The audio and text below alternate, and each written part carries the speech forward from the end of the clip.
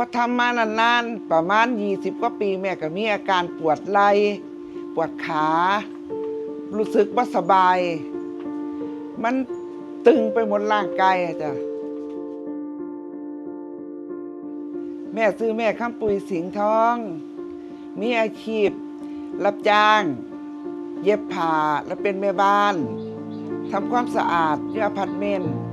ไปทำงานที่อพาร์ตเมนต์นี่ประมาณตี 4 ถึง 6 โมงเช้ากลับมาแม่ก็มาเปิดเย็บผ้าอยู่บ้าน มันจะมีภาวะเป็นตัวร้อนๆหนาวๆแล้วมันจะมีเหงื่อออกตามลุงขนตามหูตามนี่เฮาร่างกายก็สิเป็นแบบอารมณ์บ่ปกติอ่ะแม่ก็เลยไปหาหมอที่หมอเขาก็แนะนำว่าในร่างกายของเรามีภาวะเปลี่ยนแปลงของวัยทองวัยเนี่ยแม่ไปหาหมอกลับมาเพื่อนบ้านก็แนะนำว่าหายาผีบอกหายาสมุนไพรมาต้มกินแต่แม่เอามาต้มกินแล้วก็บ่มีหยังดีขึ้นก็บ่รู้ว่าแม่สิเฮ็ดจังไดพอดี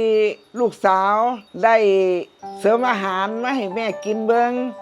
ว่ามันเป็นจังไดแม่กินลองเบิ่งแล้วมันก็มีอาการดีขึ้นในร่างกายของแม่นี่มันซอยได้